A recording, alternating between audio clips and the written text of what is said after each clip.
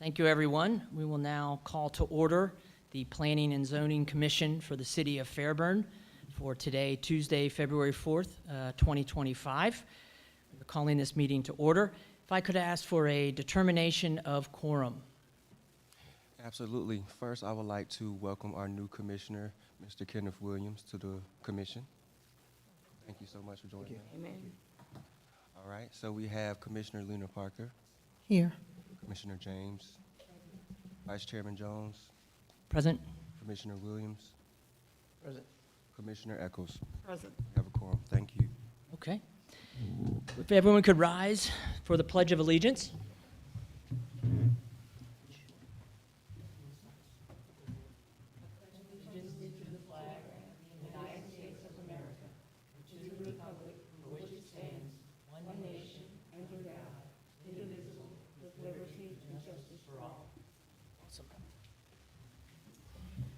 You may be seated.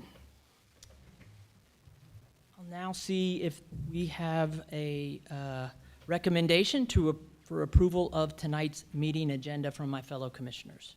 Commissioner Eccles make a motion to approve. I have a motion from Commissioner Eccles to approve the meeting agenda. Do I have a second? Commissioner James, a second.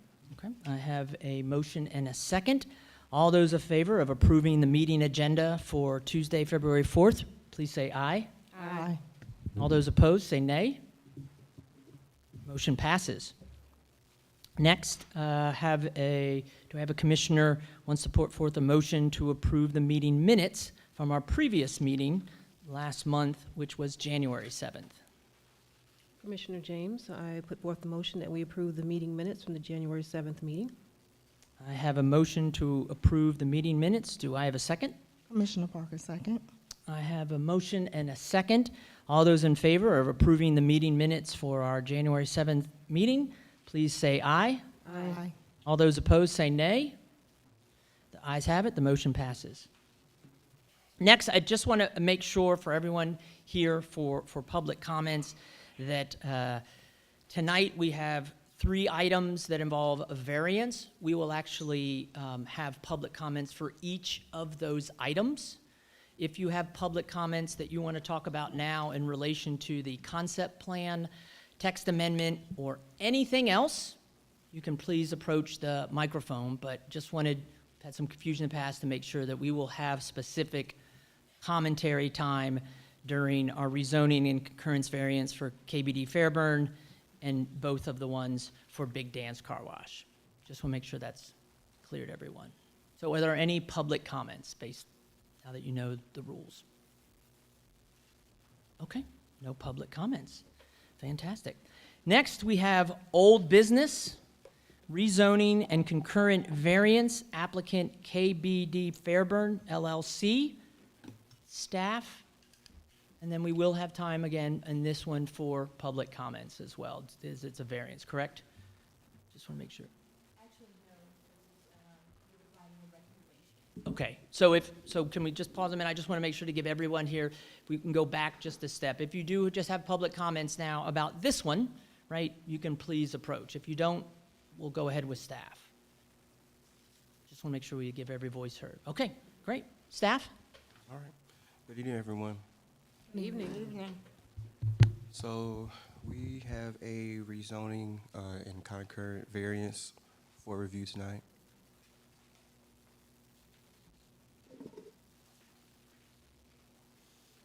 So we have a rezoning for 5650 Milam Road. Applicant is Stephen L. Jones, and the applicant is present tonight if you have any questions. So this is what the site looks like today. It is currently vacant woodlands. We have a survey for your review. And so the intent of this rezoning is to rezone the 14.22 acres from its current zone, which is C2, general commercial, to PD, which is planned development. The applicant is proposing to convert the undeveloped vacant land into a mixed-use development with 3,000 square feet of ground level retail fronting on Renaissance Parkway, 252 multifamily dwelling units, and also conservation/open space area that will preserve, among other things, an existing and established pond, as you can see on the survey. And they're also requesting a concurrent variance with this rezoning request to reduce the number of parking spaces from 2 spaces per unit to 1.5 spaces per unit. So we have the existing zoning map as well as the existing land use map for your review. And this is the site plan that they are presenting. And the next couple of slides are just simply some elevations of what the development could possibly look like. I'm just going to flip through.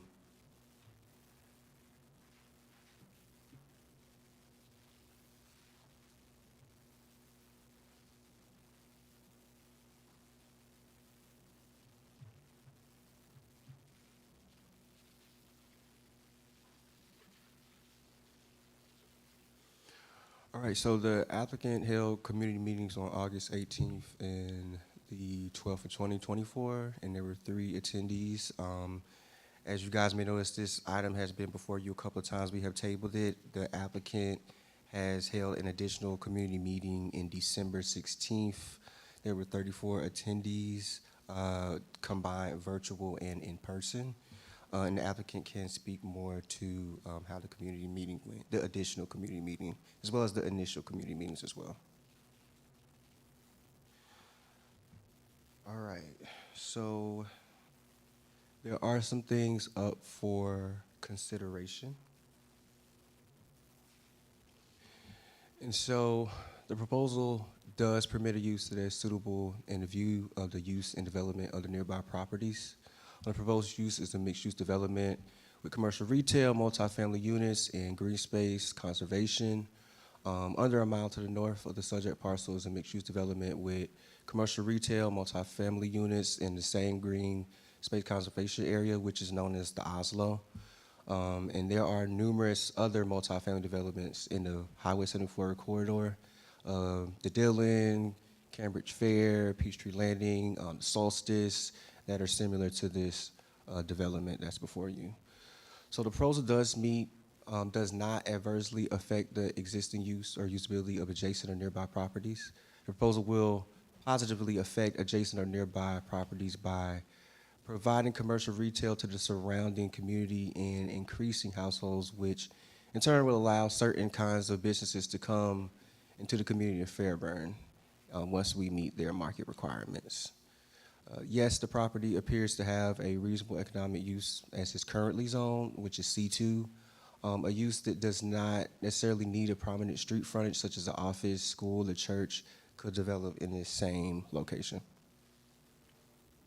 The development will, according to the traffic study, the development will degrade the level of service of the Highway 74, Sonoy Road, and Milam Road / Landrum Road intersection by 1 grade, which means that there is not an excessive change from present day conditions.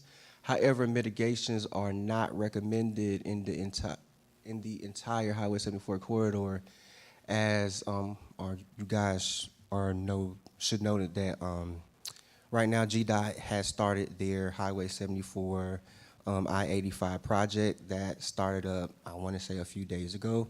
That will continue for a few years. So the recommendation is to see how those mitigations that they have in place will help this development as it stands, or as it's proposed. So these apartments are geared towards young professional, therefore utilities and schools will not be adversely affected. Furthermore, it is responsibility of the respective jurisdictions to ensure that services are available, and the service providers for this parcel are Coweta Fayette EMC, Fairburn Water and Sewer, and Fulton County School Systems. So the proposal is in conformity with the policies and intents of the land use plan. The proposed development is a mixed-use development with commercial, retail, multifamily units, green space, conservation. The future land use designation for the subject parcel is highway mixed use. Planned development is an appropriate zoning district for the highway mixed use future land use designation. A mixed-use development with commercial, retail, multifamily, and green space is an appropriate use in the highway mixed-use future land use designation. No, there are no existing changing conditions that would affect the use and development of the property. The proposal does not permit a use that can be considered environmentally averse to the natural resources in the environment and the citizens of Fairburn. The applicant and staff will ensure that the property is up to code before a final site inspection is passed and a certificate of occupancy and business license is issued. So there is a discussion to be had about the concurrent variance that they requested. So this development is going to have 407 parking spaces. The applicant has stated that this is due to the fact that the multifamily units are geared towards young professional who only own one vehicle, more than likely. And so the site, it is also worth noting that the several other nearby and similar developments were granted the same variance. So the off-street parking, loading and landing requirements require that the development provides 2 spaces per dwelling unit. That would be 533 parking spaces, including the retail parking spaces. But the applicant is proposing to reduce this to 407 parking spaces. So if the relief is granted, would it be in harmony with the general purpose of the intent of this chapter? And this condition has been satisfied. The application of the particular provision of the chapter to a particular piece of property due to the extraordinary and exceptional conditions pertaining to the property because of the lot size, shape, or topography will create unnecessary hardship for the owner and while not causing a detriment to the public. This condition has not been satisfied. The property does not have extra extraordinary and exceptional conditions because of the shape, topography, that would create an unnecessary hardship for the owner.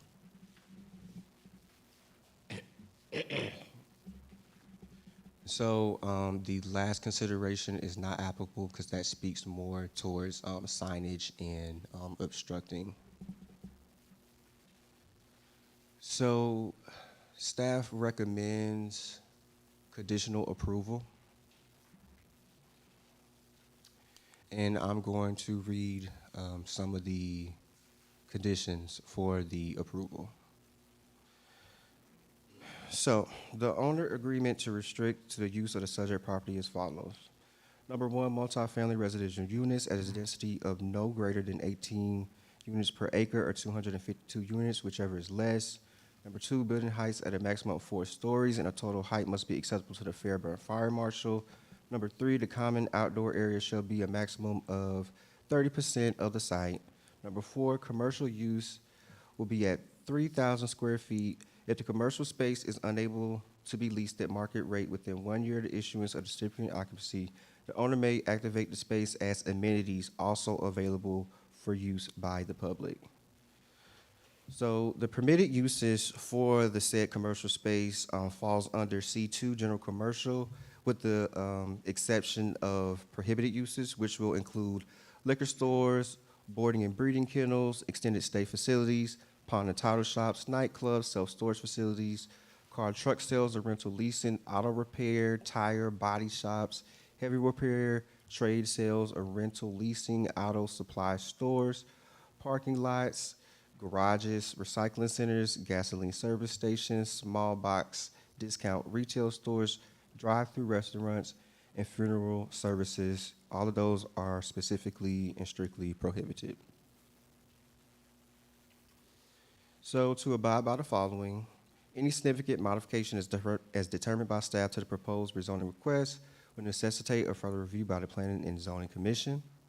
To the following site development standards, the building setback will have front 25 feet facing Milam and Renaissance Parkway, side which will be facing the single-family parcels of 25 feet, between each building 15 feet, and the rear of the parcel will be 15 feet as well. The landscape buffers, the front, which will be facing Milam Road and Renaissance Parkway, 25 feet, side facing the single-family parcels, 25 feet, and the rear, which will be 5 feet. So, the conditions for the multifamily residential use.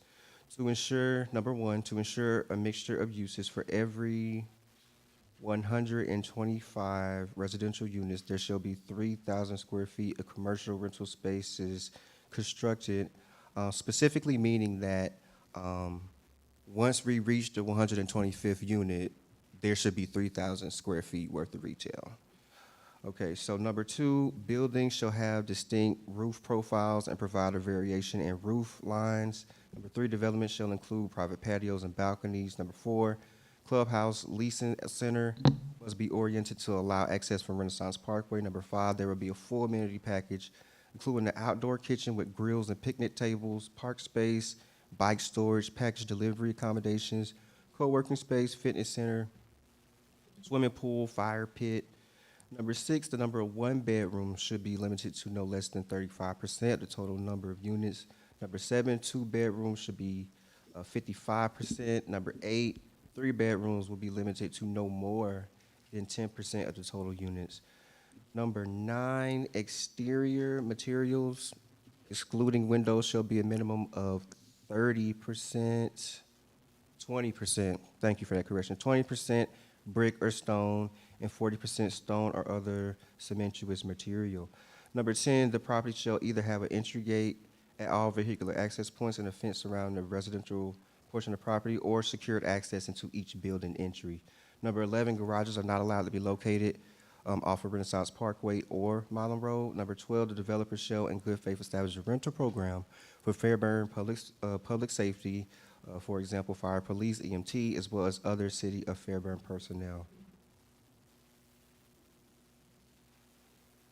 All right, so on to the commercial use. So number one, the front facade of commercial use shall be a combination of brick, stone, glass, and or other cementous materials. Number two, burglar bars, steel gates, metal awnings, and steel roll-down curtains are prohibited strictly on the exterior and interiors of all structures. And let's speak on the conservation and open space use. Number one, a multi-use mulch trail surrounding the pond of approximately 900 linear feet shall be included in the development. There shall be native species of vegetation surrounding the pond. There shall be a wooden pier on the pond, and there shall be gazebos and picnic tables surrounding the pond. Okay, so some more general conditions. Prior to any site development or building permits being issued for the project, staff comments listed in this report must be addressed and approved by each department. Site development and traffic improvements / control requirements from the Public Works and Community Development Department shall be implemented. Under no circumstance shall any mechanical equipment or related elements such as air conditioning units, meter boxes, utility conduits, any of the such elements will be attached or mounted to any exterior building elevation be visible from pedestrian view from required sidewalks along roadways, sidewalks abutting a common area, a common or community amenity.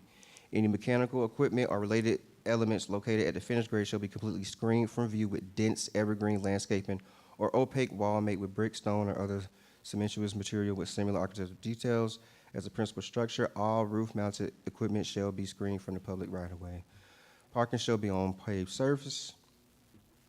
A minimum of 4 alternative fuel vehicle charging stations shall be included in development. Amenities such as public, art, and trash cans shall be provided. Fences must be made from metal or masonry only. No wood, PVC, or plastic shall be allowed. Chain link fencing must be painted or vinyl coated and will be only acceptable along non-road fronting sides of the property. Fenestrations must be complementary to the architecture of the principal structure. A master sign plan shall be created for the entire project. Internal sign lighting shall be prohibited. Exterior sign lighting for multifamily residential and commercial uses shall be of similar color, shape, material, and overall style. Number 10, lighting fixtures, height, style, design, and illumination levels shall be compatible with the building design and height and shall consider safety, function, and aesthetics. Lighting fixtures installed along the sidewalk shall be of pedestrian scale and shall only exceed 20 feet in height if light shields are installed so as to not intrude on the single-family parcels.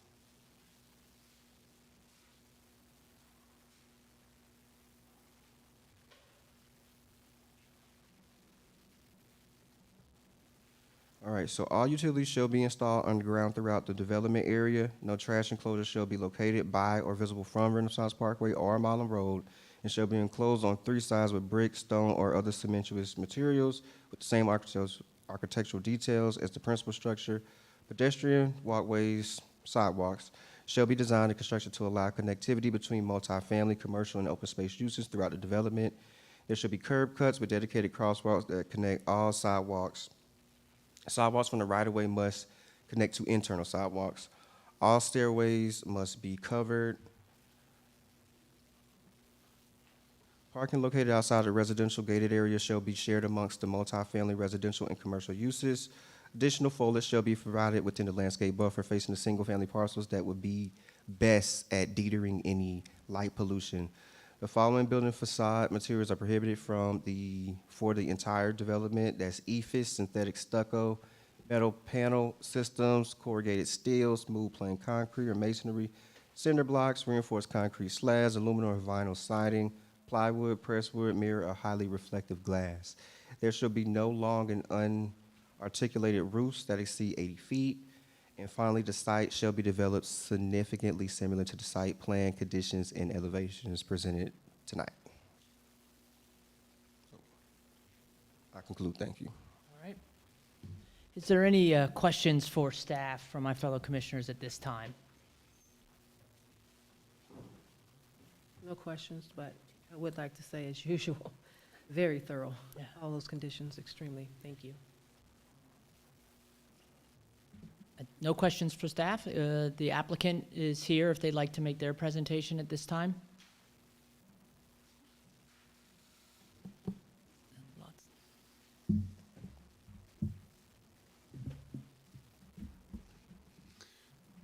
Chairman, Planning and Zoning Commissioners. My name is Stephen Jones. I'm with the law firm of Taylor English Duma. My address is 1600 Parkwood Circle, Suite 200, Atlanta, Georgia. And I am here today on behalf of the property owner and the applicant, KPD Fairburn. I'm accompanied today by Mr. Kerry Williams. He's the K in KPD. They have owned this property for over 19 years. If you'll see here, to supplement Chancellor's very thorough presentation, here in red is the site. It sits off of Highway 74, Sonoya Road, south of Interstate 85, fronting on Renaissance Parkway and Milam Road, Interstate, fronting on Milam Road and Renaissance Parkway. Here is your current zoning map for the subject property as well as around. You'll see a vast area of PD developments, which is consistent in the zoning district that's being requested by the application, as well as other multifamily designations that you'll see highlighted in red and blue to the north of the subject property. Up and down 74, you have in your comprehensive plans future land use map the designation for highway mixed use. In the highway mixed use, it calls for development that is generally like what you see on 74. This commission has seen in recent months a number of applications for developments fronting on or in proximity to Highway 74 and in this character area of your comprehensive plan. That's the highway mixed use character area. And when we get later into the presentation, I want you to see that your comp plan, you gave staff accolades, and we too give staff accolades because in that comp plan, a lot of times in local governments, you will see a comp plan is not effectuated by the development on the ground. Here you've seen the comp plan be effectuated by what is on the ground. And the parcel that you have before you is really the last parcel in that Highway 74 corridor to be considered. It's really the last domino we see to effectuate that highway mixed use that has been established in your comprehensive plan. To that end, when you look at this slide, you'll see the subject parcel highlighted in yellow. The subject parcel in the applications before you, as staff mentioned, is for a mixed-use development with multifamily dwellings targeted towards young professionals, as well as commercial and then a conservation area maintaining an existing pond on the subject property. That is consistent with a number of developments that you see in that corridor.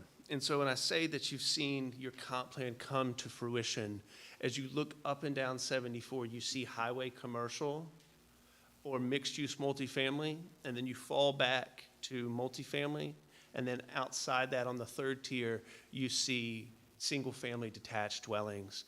And that's what is called for in that comp plan.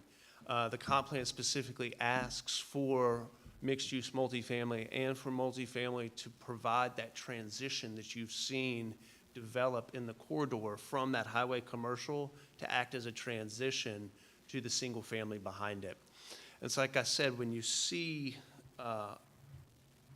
this snapshot of Highway 74 with the southern part of this picture being the county line, you'll see that that has really come to fruition and that this is the last parcel in that domino. The only other parcel that you'll see undeveloped in this corridor is owned by the city of Fairburn because it is undeveloped. And I think that there's some discussions or plans, at least in the future, for that to be parkland.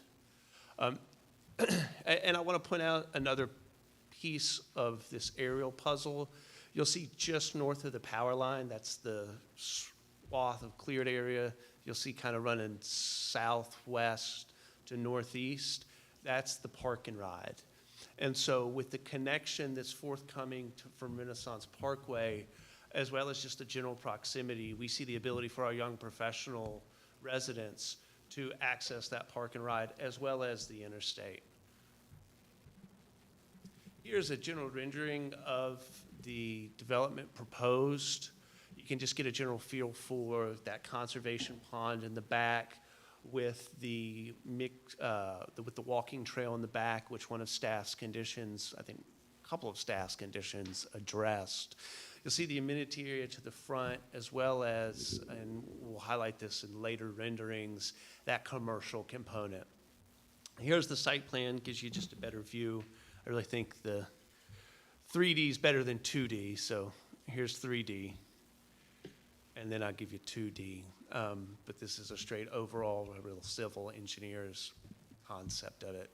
And to the north of the subject property, you can see an example of the location where that commercial would be located along the frontage. And that is consistent with other mixed-use multifamily developments that have recently come before the city in recent months and in recent years. Some include a commercial component. Those along Renaissance Parkway include a commercial component. On the other side of 74, some include a commercial components. Others include co-working space. We're proposing commercial to be consistent with the other mixed-use multifamily that's up and down Renaissance Parkway. Here's a rendering that gives you a look at the development standing at the intersection of Milam Road and Renaissance Parkway. As we move further up Renaissance Parkway, this is the first entrance to the development. This would be a Knox box, so this would be an EMS emergency entrance only, with the primary entrance coming further. But as we continue down Renaissance Parkway, you'll see here is an overview of the amenity area, of typical amenity area, pool, clubhouse, et cetera. And then coming into the main entrance of the development gives you a nice entrance as you're approaching and coming in with that one building providing a focal piece. As we then progress further down Renaissance Parkway, you can see the commercial component sitting here. And then finally, towards the interior of the site, you'll see the conservation area, which is that existing pond area that we're preserving with a trail around, as well as a wooden pier, which is another one of staff's recommended conditions. Transitioning back then to the overall concept, I do want to talk about how this property is set. The owners did not set out to buy a vacant piece of property and own it for 19 years. However, as presently zoned since the Great Recession, there has not been an active purchaser or a viable purchaser that's come along to develop the property as presently zoned.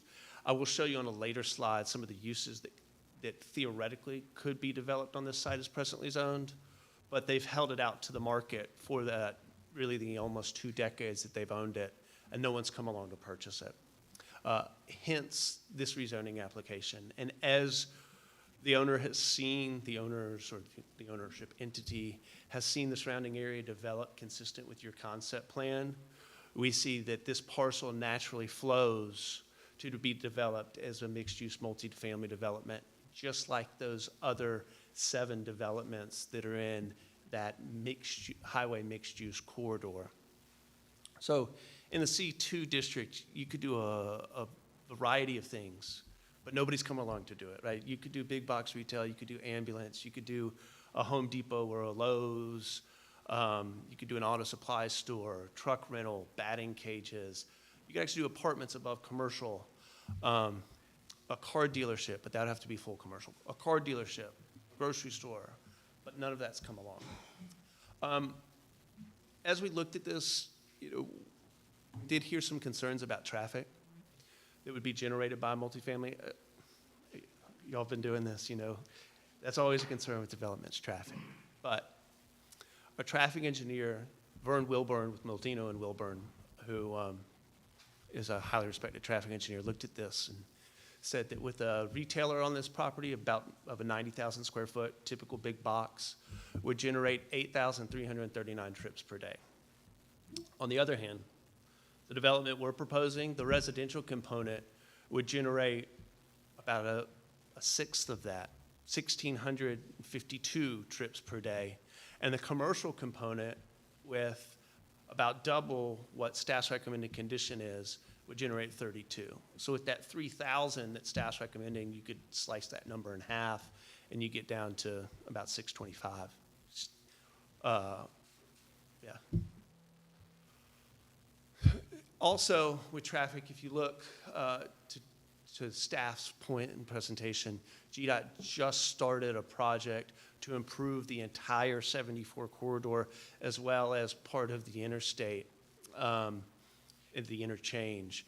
That project's underway. It's going to expand 74 down to the subject property, which also alleviates some of that traffic. So from terms of traffic, we see this as an improvement from the existing zoning. And from a pure zoning technical standpoint, from a C2 to a PD multifamily is actually a down zoning in terms of intensity of the use. I mentioned earlier that as presently zoned, there has not been a purchaser come along. But thankfully, we do have a contract purchaser in tow today, contingent upon the rezoning. So the market has spoken that this property is not should not be a commercially zoned property. But the market has spoken that your comp plan is correct and that this parcel needs to be mixed use as a transition between the highway commercial and the single family behind it. That purchaser is Middleburg Communities, and in attendance with me is Mr. Sean Roscoe. Sean will give you a little overview of Middleburg and the product that they offer. Not to put words in his mouth, but Sean was involved in a number of your other developments that were developed under that highway mixed-use character area. Good evening, commissioners. Good seeing y'all. Faces that are familiar, and nice meeting y'all that I haven't met. I'm Sean Roscoe. I'm with Middleburg Communities, previously with South City Partners. I was the developer on the last 3 multifamily and mixed-use deals completed here in Fairburn. So Solstice, the Dillon, and Oslo. Oslo being the most recent one, 100 yards up the road from this development. So a little bit about Middleburg. I could flip through these slides all day, but we've got a very heavy southeast presence. We develop between 10 and 15,000 units per year. We develop all Class A, very high-end apartment communities where it's needed. And like Stephen alluded to, we focus mainly on the young business-minded, or not business-minded, but the young early, like a white collar employee. I'm sorry, I forgot my words there. But essentially, the communities that we develop are Class A. They've got all the typical amenities that you would see in Oslo, the Dillon, or Solstice. We've got our full club room package. We've got resort style amenities with pools, package rooms, package lockers, anything you can ask for. Conference room, micro offices, coffee bars, co-working space. We offer bulk internet, so it's full Wi-Fi capability throughout the entire property. So if you're in your apartment on a Zoom call for work and you walk over to the clubhouse, you're going to stay on Wi-Fi the whole time. So, access control, all the above, camera systems and everything. This is a typical multifamily design of ours. I'll skip through. So there's some more community amenities. So these particular buildings we'll be developing here in Fairburn are slightly different from what I've developed before in a step up. So we do full condition corridors, whereas every other multifamily deal here in Fairburn has open corridors. So it's just a little bit of a step up, a little bit more of what you might see in town. All of our buildings have elevators, so we do 4-story elevated conditioned corridors. There's no buildings that just have stairs.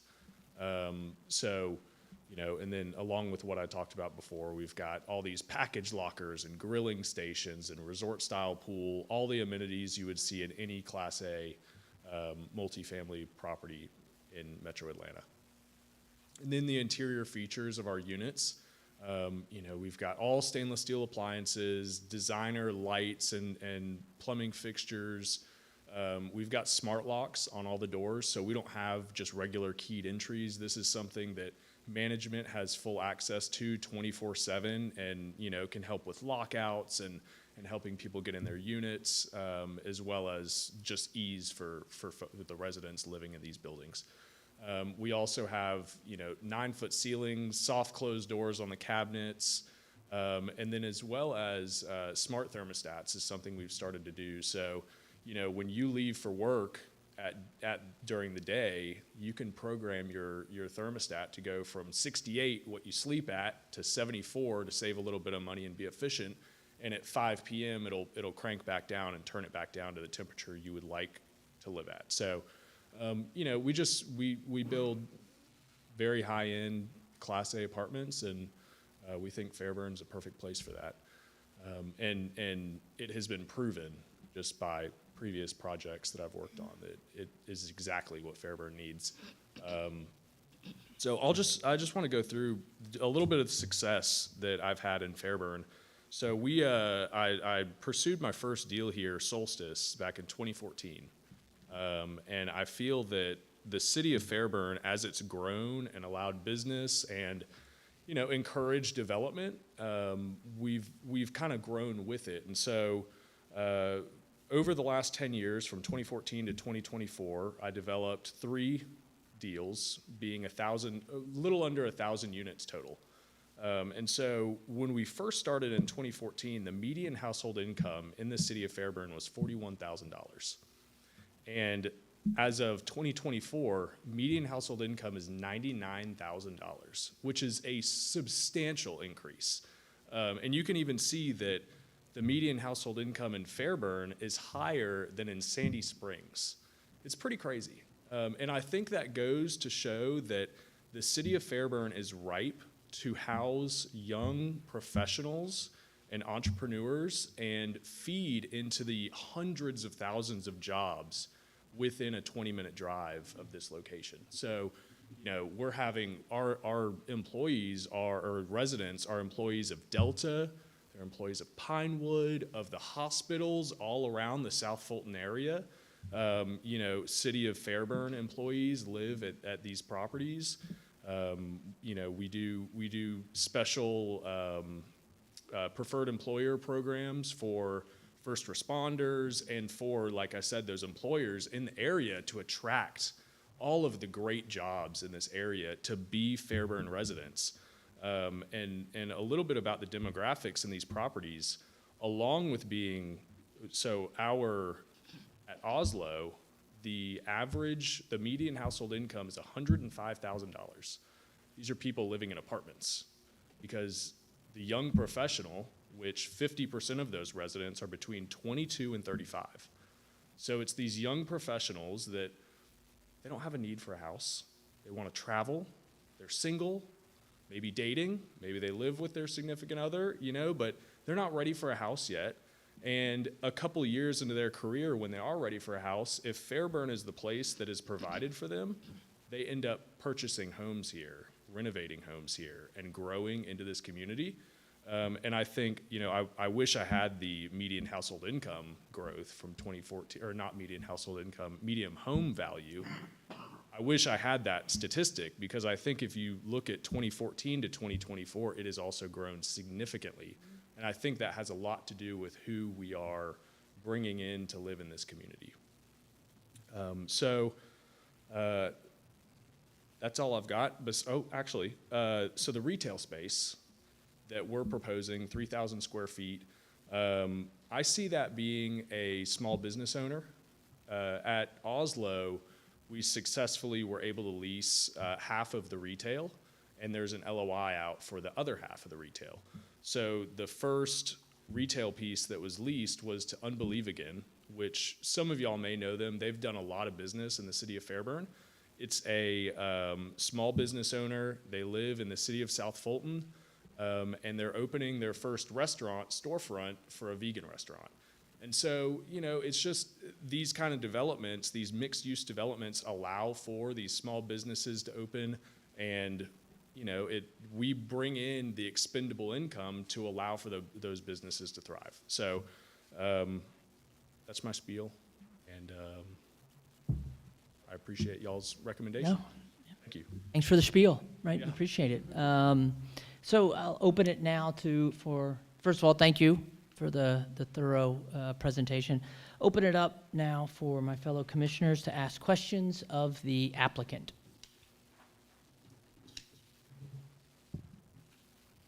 And if there are no questions, then I have a few questions. go for it. You said that Oslo has one retail business right now? So Oslo has 4,000 square feet of retail, and it's split between two buildings along the front. So if you look at Oslo, on the right side, there's 2,000 feet, and on the left, there's 2,000. So there's an LOI signed, which is a letter of intent for 2,000 feet, and there's a lease signed for the other 2,000. So Unbelieve Again, I believe, I'm no longer at South City, but I believe after I got that lease signed, they started construction weeks ago, a couple months ago. So And Oslo has been there how long? it was just CO'd in 2024, so July of 24. Okay. I do have a concern regarding traffic. Okay. Milam Road is a very busy road. It has became very more busier each year. And I really want to know, if it's approved, when would this construction start? And would it be kind of around the same time that the highway is completed? So, like Steven spoke about earlier, and I'm sure all of y'all know the Highway 74 widening. So between Milam and Harris Road, it's getting a 50% widening, which is substantial. And then between Harris Road and the highway, it's getting a 100%. So it's doubling in width. So it's really it's gonna release traffic in that direction. And then Renaissance Parkway will also be a very good alleviation of that traffic. Instead of sitting on at the stoplight to turn right onto Highway 74, you're gonna have people going up to the park and ride and taking their ride up to the airport where they work, or going out to Harris Road or Meadow Glen. So there's a lot of ways to get out there. That Renaissance Parkway connection is imminent. So the developer that's developing that entire northern part of Renaissance Parkway just sold his second to last piece to Chick-fil-A. So y'all know that Chick-fil-A development's about to happen. It's very, very valuable commercial land up along 74. So it's only a matter of time before he makes that connection. All the utilities are already in the road. It's graded. So, you asked when we'll start construction. It'll likely be early 2026, late 2025, that we start construction on this property, with first units delivering within 15 to 18 months. So call it, right, and so Highway 74 and the new, Highway 74 and I-85 interchange construction should be near complete by the time we deliver first units. So we're looking at 2.5 years from now that we have first residents living in the buildings and being there. And like Stephen spoke about before, you know, this property allows for up to 90,000 feet of retail, which could generate up to or greater than approximately 8,000 cars per day, trips per day. That area of Highway 74 has 32 to 35,000 cars a day. So if a big box retailer was built here like it's currently allowed, it would increase traffic by upwards of 25%, which is substantial.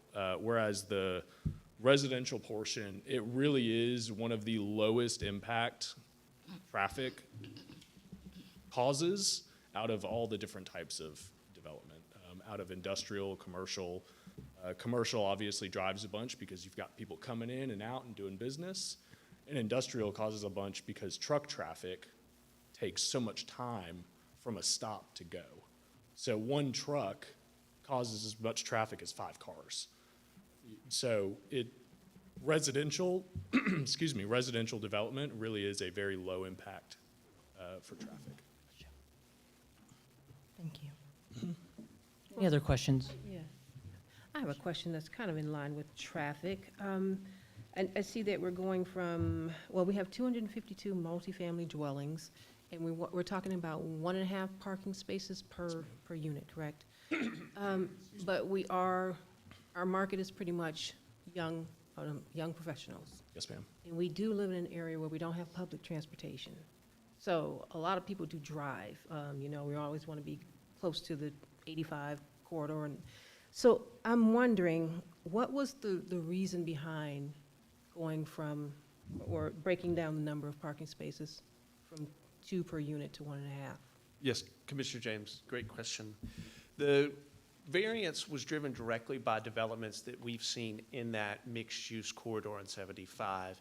As staff pointed out, the most recent developments had parking reductions that were the same. The past 2 that came before you, I believe, had the exact same parking reduction. And did the Oslo had the same parking reduction? So that's what we're seeing the market at. And I think that at some point you may actually see an amendment to the zoning ordinance to reduce that parking as the market's driving 1.5 per unit as opposed to the 2. Thank you. I'll also add that in the 3 developments that we have done, we've been reduced to 1.5 per unit, and that's very typical along our entire portfolio. And we wouldn't build anything that we couldn't park. That would be a nightmare for leasing and for reviews, and you know, you can't operate a property that's underparked. So Correct. Thank you. Any other questions? Commissioner? Question is, what is the concession for EV? So staff has a recommended condition that there be a number of electric vehicle charging stations within the development to accommodate EVs. Was it how many? I believe it was 4. Yeah. And that was staff recommendation No, for less 4. than Okay, Minimum? yes, Minimum of 4. minimum of 4. If I may, in conclusion, Go for it. Right, thank you. we just thank you for this opportunity to present this project. We do feel that it is that final domino to effectuate what your comp plan has set out, and that there's a variety of other comparable developments in the area. We'd ask that you vote to recommend approval with staff's conditions and consistent with your comprehensive plan to staff's conditions as they're set out in your packet. Just to reiterate the 2 modifications that were discussed by staff, the one being to the 20% brick. There was a deviation between 20 and 30 in the staff report. And then also the condition regarding delivery of the commercial space, and that 3,000 square feet of the commercial would be delivered prior to the 125th CO. Thank you. Okay. Commissioners, we've heard from staff. We have heard extensively from staff, extensively from the applicant. I would now see if any commissioner has a motion.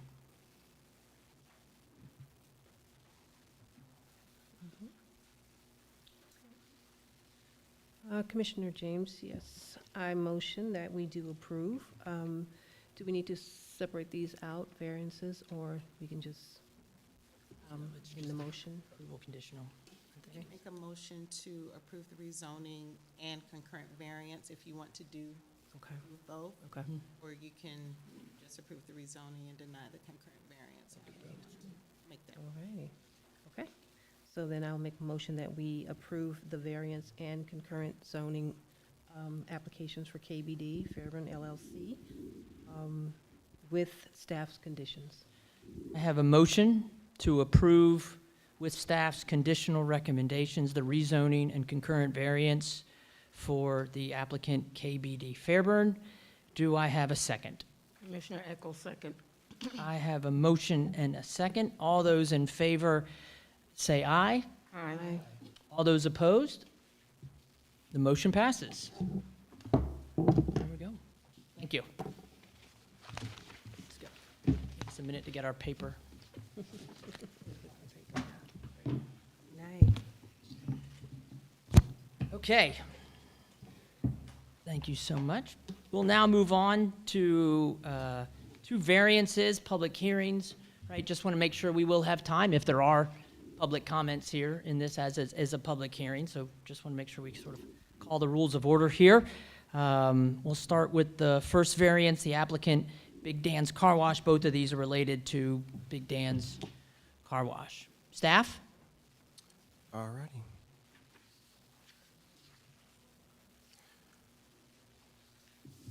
All right, so this will be the first variance that Big Dan's has on the agenda tonight.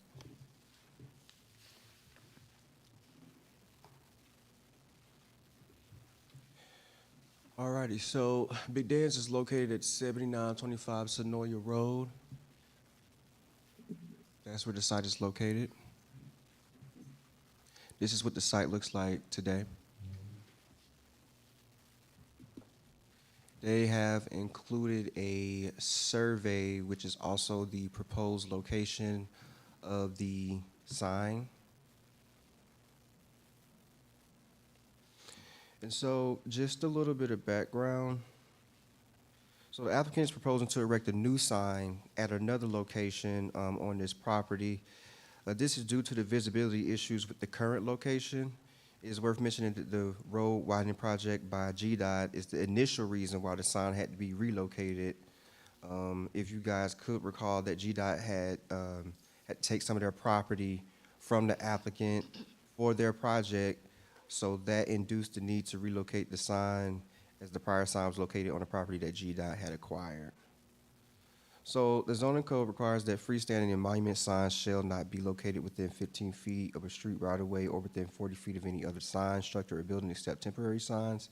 The applicant is proposing to reduce the distance requirement of signage to right-of-way from 15 feet to 0 feet, and to reduce the distance requirement of signage to any other signage, structure, or building from 40 feet to 25 feet. So they have met the condition. They are in harmony with the general purpose and intent of the sign regulations. They have satisfied the requirement that their property does have an extraordinary and exceptional condition. It's because of its small size and its irregular shape that creates an unnecessary hardship for the owner, but it does not cause detriment to the public. The third consideration is not applicable because that does speak to obstruction of view with existing foliage or structures. And so staff is recommending approval with the following condition: that any significant modifications as determined by staff to the proposed signage plan in regard to the 15-foot distance requirement of signage to right-of-way reduction in order 40-foot distance requirement of signage to any other signage structure or building reduction would necessitate a further review by the Planning and Zoning Commission. I conclude. Thank you. All right, thank you. Any questions for staff about the first variance for Big Dan's Car Wash LLC? I'll add just one question, just to confirm, right? All of this is because it's come up before us before, because of the GDOT widening and eminent domain and forcing people to basically move their signs. Is that correct? That's correct. Okay. But this request and the following variance request afterwards, this is specifically due to visibility issues where they did move their sign because of the widening. There is some existing foliage there that is not on their property, so they can't cut down those trees. That is blocking their sign, so they are moving it to a new location that will be closer to the right-of-way, but it will not obstruct the right-of-way, and it'll be closer to the building, but there will be no safety concerns with it being as close to the building as is, Okay, or as proposed. okay. Thank you. Any questions for staff? Any public comments, because this is part of the public hearing? Oh, yes, Point of order, because this is a public hearing, you Yes. need to make a motion. to open up. Motion to open. Sure. Sorry about that. Moving too fast. I'd like to see if Commissioner make a motion to open the period for public comment. So moved. We have a motion to open for public comment, so I have a second. Second. All right. All those in favor of opening for public comment, say aye. Aye. All opposed? All right. The public comment is open. Any public comments?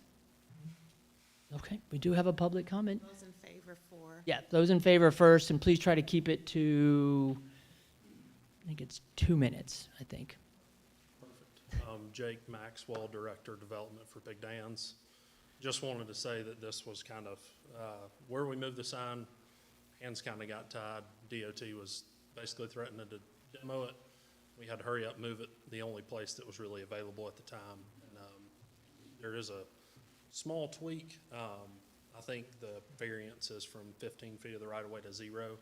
We show it on our plan as 5 feet off the right-of-way, so from 15 to 5. But that's really all I have. Just wanted to clarify what we were dealing with there. Okay, thank you.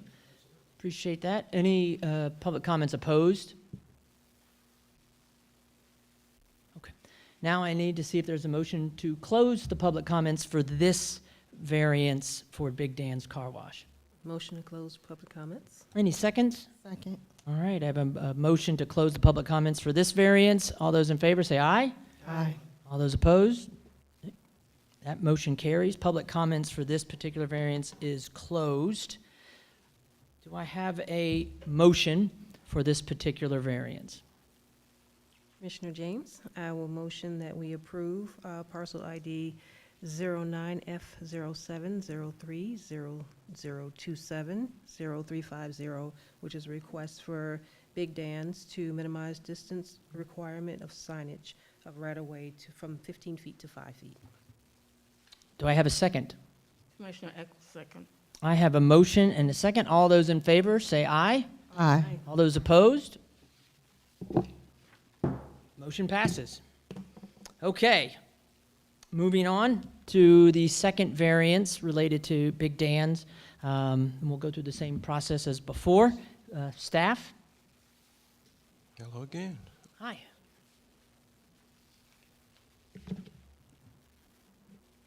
All right, so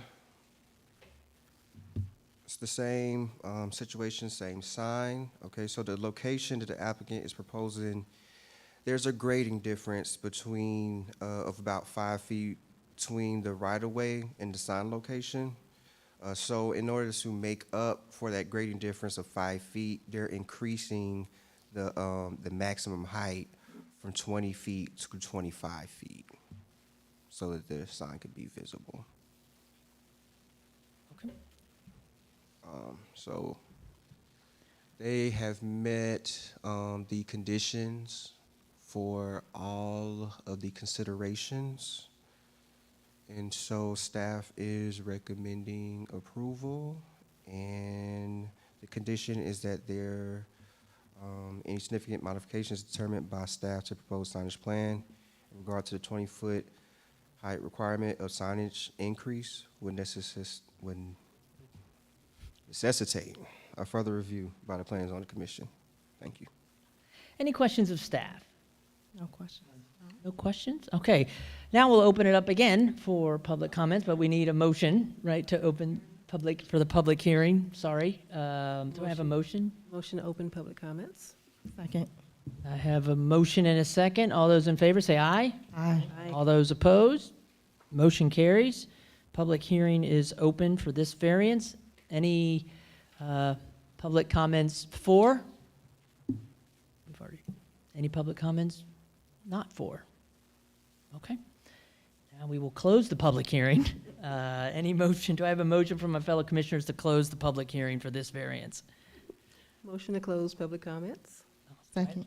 We have a motion and a second. All those in favor? Aye. Aye. All those opposed? Nay. Motion passes. Public hearing for this is closed. Moving right along here, do I have a motion related to the second variance for the applicant Big Dan's Car Wash? Commissioner Eccles, motion to approve second variance to increase the maximum height requirement of signage from 20 to 25 feet. I have a motion for approval. Do I have a second? Commissioner James, second. I have a motion and second. All those in favor say aye. Aye. All those opposed say nay. I just like hitting the gavel. Motion passes. Okay, thank you. All right, now we're moving on to new business. Put all this, more paper, go away. We'll start here. This is not part of the public hearing, so there are no public comments here for these last two. The first is concept plat, applicant Tom Cobb on Bohannon Road Industrial owner. Property owner is Porex Technologies. Hello, staff. Hello again. All right, so this is Oakmont Bohannon 2. This is a review of the conceptual plan. All right, so this development will be located at 0, tentatively 505 Bohannon Road. So this is what the site looks like today. And there's a survey for your review. And included is a concept plan. And they have also included a concept landscape plan for your review as well.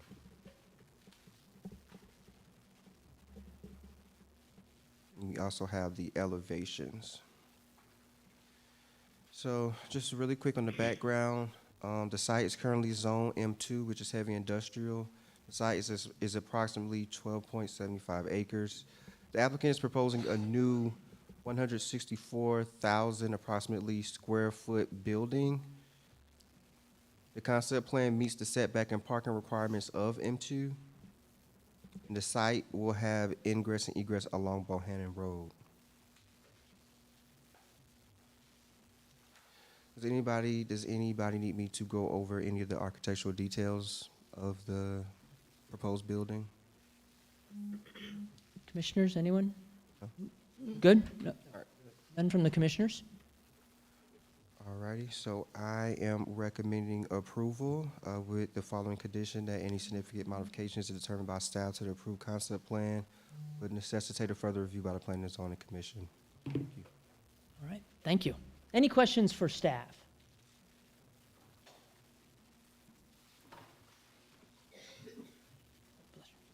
No questions for staff. I think Commissioner needs to take a break here. Valerie, can we take a quick, you're back. All right. Let you get settled. No, you're fine. With no questions for staff, I will now see if any of the commissioners have a motion to approve or not approve the concept plat for property owner Porex Technologies Corporation. Yep. Oh, yeah, is the applicant here? Would the applicant like to speak? Okay. Any questions for the applicant? Yeah. Sure, come on up. Just state your name, address, probably a few questions here. Okay, my name's Tom Cobb with Senior Vice President of Oakmont Industrial Group. Address 3520 Piedmont Road, Suite 100, Atlanta 30305. Awesome, thank you. Just wanted for clarification, this is just an office building, correct? No, it's a warehouse, It's a a warehouse. distribution facility, pretty much what's up and down Bohannon Road right now. It's, like I said, it's about 164,000 square feet. We just completed about 6 months ago, a similar facility about a half mile south on Bohannon Road. It is a speculative development, which means we don't have a tenant for it. That one was a speculative development, and this one is as well. The one down the road was 316,000 feet. We're in the early stages of leasing on that and having very good activity right now. So we would expect in the next quarter or so to have at least one lease in there, maybe two. This building, we'd be delivering, starting construction on it probably June this year, something like that, and delivering it April of next year. So, the first building will surely be leased by that time, and this one will be able to come online. All right, so you're creating the warehouse and someone will lease it. Correct. Right? Any other questions?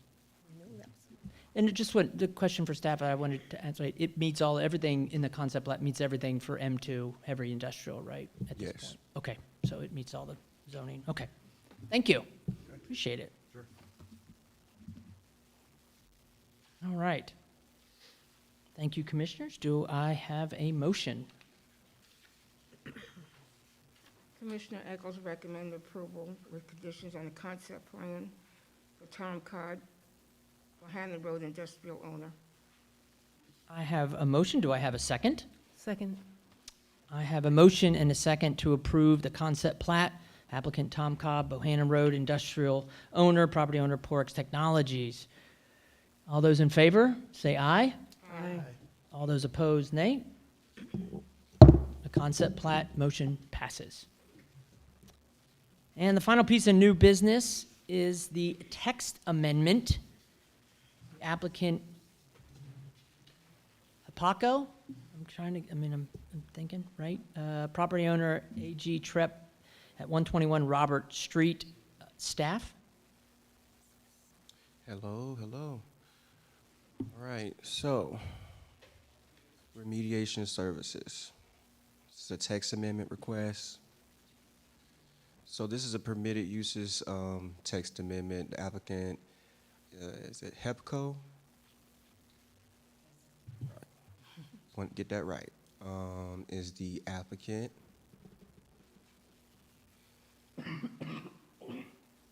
Excuse me. So just a little bit of background. The property owner is proposing to let the tenant of their property at 121 Robert Street, which is zone M2 heavy industrial, operate an office-based, thank you so much, office-based facility that coordinates responses for environmental emergencies that include remediation and cleanup services for environmentally contaminated buildings or sites, natural disaster relief, fire cleanup, and similar services. Trucks owned or long-term leased by the business owner and used for the provision of such services are allowed to be kept on site, including trucks with more than 2 axles and employee vehicles. So any use related to commercial vehicles can be challenging to the surrounding neighbors if not properly managed. To protect the neighbors from any unnecessary hardships, several supplementary regulations have been recommended to address any future issues that may arise as a result of this permitted use.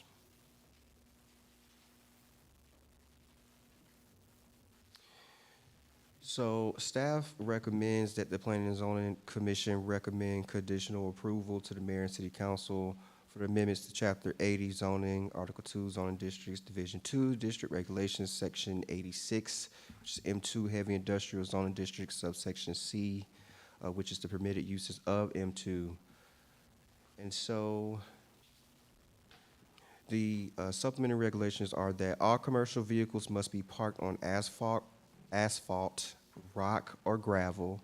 Drivers are not allowed to sleep or refuel on the premises. If such facility adjoins any residential use of property, then the boundary it shares with said residential property shall be screened with a permanent opaque fence of at least 6 feet in height, and under no circumstance shall there be any storage or treatment of any hazardous materials on site. I conclude. Thank you. Any questions for staff? I've got a question. So if approving this text amendment, that ongoing impacts every M2, right? Yes. Okay, right. So not just, while this came up because of this particular one, it would actually be added to all of our M2 zoning ordinances. Okay. Correct. All right, thank you. Okay, if there's no more, if there's no questions for staff, I think ask the only one. Do I have a motion to approve or not approve the text amendment? Question for staff. Okay. Question for applicant. Okay, yeah, and does the applicant have anything they want to say? Yeah, I have a. And thank you for pointing that out. You can go ahead. Come on up. State your name and address and anything to say, and then I think we have some questions. Yes, good evening, Commissioners. My name's Alex Brock with Smith Gambrell Russell. Office address is 1105 West Peachtree Street. I'm here on behalf of the applicant, HEPCO. And I'll keep this brief. It's been a long meeting tonight, so I'll be cognizant of your time. But I just wanted to say that HEPCO's use is not clearly defined in the M2 district, and this text amendment just seeks to allow the use within the M2 district. And I'm here to answer your questions. Questions? So again, same question as previous applicant. Is this an office building, or will there be other uses in addition to, it says it's basically office? It's the structure itself is currently used as office, but there are trucks that are parked on site.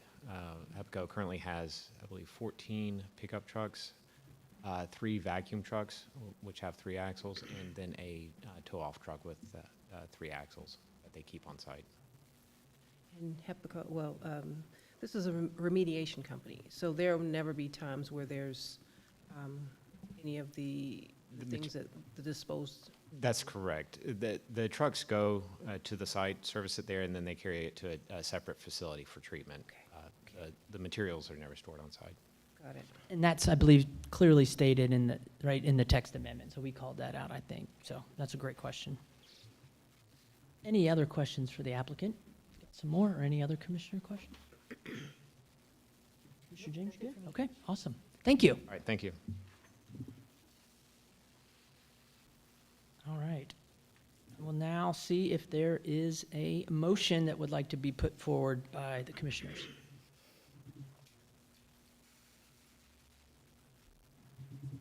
Motion to approve text amendment on behalf of HEPCO LLC in regards to, how I want to word this, remediation service, well, request to review the text amendments. Okay, I have a motion to approve the text amendment. Applicant HEPCO, do I have a second? Second. Sorry. I have a motion and a second. All those in favor, say aye. Aye. All those opposed, say nay. All right, motion passes. Okay.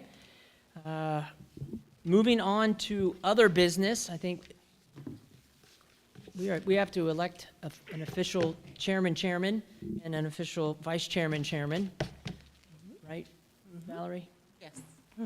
Jason, just get this over with. Okay. Start with chairman. Any motions? I have a motion. Okay. A motion that we nominate Vice Chair Jones for chair for 2025. I have a motion to nominate Jason Jones, me, as chairman, vice chairman. Do I have a second? Second. Okay. All right, I have, it's kind of weird calling my own motion. A motion to make me chairman. We have a motion and a second. All those in favor? Aye. All those opposed? Okay, motion passes. I'd like to make a motion for vice chairman for Commissioner James at this time. Do I have any comments or a second? Second. All right, I have a motion to make Commissioner James vice chairman of the Fairburn Planning and Zoning, and a second. All those in favor? Aye. Aye. All those opposed? Nay? All right, that motion passes. Congratulations. Okay, that was other business. And now, any updates from staff? Oh, yeah, let's go to it, right? Keep going, other business. We'd love for you, to this vast audience, to maybe introduce yourself to everyone watching on TV at home, a little bit about yourself, and welcome, of course, to the Planning and Zoning Commission. Well, thank you so much. Again, my name is Ken Williams, and I've been a resident of the city of Fairburn for approximately 20 years now. So I'm currently the president of my HOA for the past maybe 10 years or so. So it's been over 10 years. I keep trying to get off. They keep electing me back. So it's been a fun ride to partake on speaking on behalf of our communities.